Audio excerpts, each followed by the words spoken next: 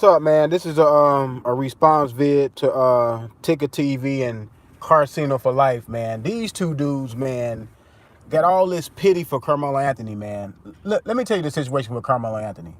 I mean, they got some good points. Can Carmelo Anthony still play? Yes, he can probably still play. Is he better than a lot of players in the league? Yes, he's probably still better than especially because he's been around, for a while. He know how to play the game. He know how the NBA work. Of course he's better than some of these young guys, but that's not the point. The point is this: the NBA has moved to a different era. You know what I'm saying? Like back in the era when I started watching basketball, which I started watching basketball probably like '88. Guys was more well-rounded. Guys shot mid-range. They laid the ball up. They played in the paint. They shot the three when they needed it. Or you had only specialists that actually shot threes, like Steve Kerr and the guys of that nature. Craig Hodges, and a lot of other guys that really shot the three because they were specialists. Now they have moved the game from either laying the ball up or shooting the three. There's only a few guys that really shoot mid-range, and that's DeRozan,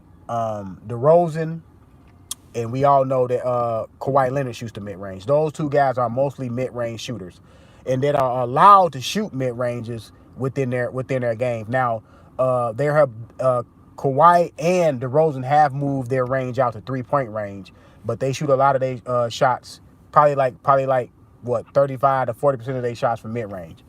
And Carmelo Anthony is a guy that he plays mid-post, and he's a mid-range shooter. He's not a three-point shooter. He can shoot, but he don't like shooting a lot of threes, which I agree with the old way of playing, because a lot of these players should not be shooting threes.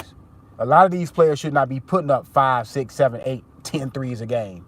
You know what I'm saying? There's only a few players in the NBA which I will even stomach taking 5 or more threes. That's Curry, that's Clay, that's Durant, and then, you still got your specialists in this game, like Kyle Korver, players of that nature, that I would even stomach shooting 5 threes or more. But, it's not really what I think. It's how the league has moved forward. They want to play how they want to play. I think it's limiting a lot of players. I think it's dumbing down the game. That's my opinion. But Carmelo Anthony, I just watched Karceno4Life video. He talking about Carmelo Anthony is being blackballed and all this stuff. My thing is this. Carmelo Anthony rubbed a lot of people the wrong way. He rubbed a lot of teams the wrong way. He was with the Denver Nuggets. He signed a extension. He could have been the one that played with LeBron James and Dwayne Wade in 2010, but he signed the extension. I'm not saying he have to do what I want him to do. What I'm saying is this: he missed a golden opportunity to play with them. It wasn't Chris Bosh who was going to play with them. It was supposed to be Carmelo Anthony, and Carmelo Anthony decided to sign the extension. Now, by doing that, he left himself 2 more years on his contract.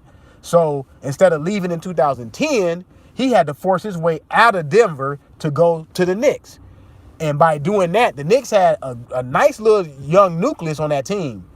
Carmelo Anthony, all he had to do was wait 1 more year, and he could have joined the New York Knicks with a really good roster, a really good young roster, and they could have grew together and could have did something. Because at that point, Carmelo Anthony was like, what, 25, 24? So they could have really did something.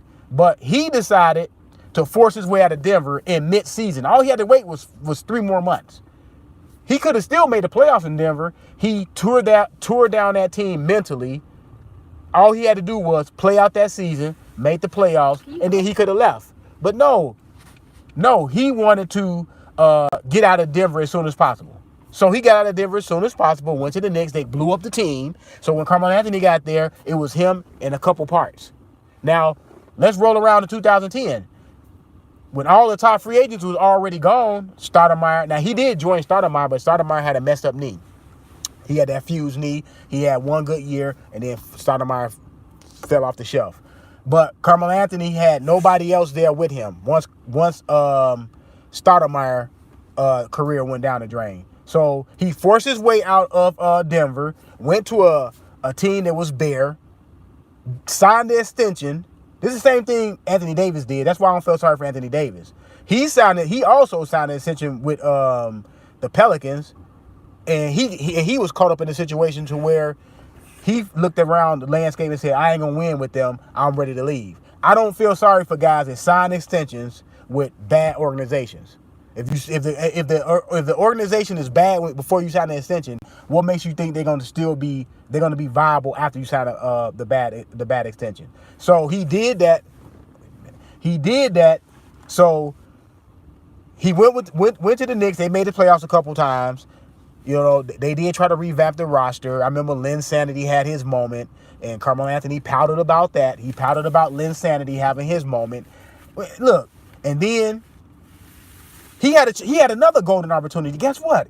He could have came to the Chicago Bulls. They had Joakim Noah, Luol Deng in his prime, Derrick Rose in his prime, and they had Carlos Boozer in his prime. He could have came to the Bulls. He would have slid right into the small forward lineup, and the Bulls could have had the best starting five in the league for the next 3 years. Miami did have Dwayne Wade, LeBron James, and Chris Bosh, but we would have had 5. It would have been 5 against 3. With the Bulls had a pretty good bench too, so it would have been 5 against 3, and the Bulls had a pretty good bench. No, guess what he did? He re-signed with the Knicks, who did not put a good enough team around him that first 3 years, but he wanted the money. Fine, go get your money. He would go get his money. Don't say you want to win and you want to get all the money, because like I always say, you can't have all of everything. You have to give up a little money for winning. All he had to do was, look, I'm not saying he had to do it. That's that man's life. That's that man's money. But what I'm saying is this: don't go back and cry about it. Now he said in an interview 3-4 months ago on ESPN, he said, "Oh, I should have signed with the Bulls." Now you should have signed with the Bulls. 5-6 years later, now you realize you should have signed with the Bulls. See, so I don't feel sorry for Carmelo Anthony. Like all these other guys, Tickettv make a video like every week. Why people blackballing Carmelo Anthony? These teams don't want to play with Carmelo Anthony. They don't want to sign Carmelo. Look, Carmelo Anthony had a great career. Carmelo Anthony had what? 14-year career, 15-year career, something like that. His career went longer than 80% of NBA players that ever stepped on the court of the NBA. He had a great career. He played on the U.S. team 3 times, got 3 gold medals, went to the playoffs a couple times. In my opinion, should have won Rookie of the Year over LeBron James, because he did get his team to the playoffs his first 2 years. LeBron James did not go to the playoffs his first 2 years. So, and Carmelo Anthony was in the West, was harder to make the playoffs. But my thing is this. People talking about Carmelo Anthony like he won championships, like he won 3 or 4 championships. Oh, Karceno saying, oh, he can't come off the bench. He can't wire himself to come off the bench. Why can't he wire himself to come off the bench? Dwayne Wade wired himself to come off the bench, and he had 3 titles. Ginobili wired himself to come off the bench. He had 3 titles. Why can't Carmelo Anthony wire himself to come off the bench? Why? Y'all let me know, man. I'm out.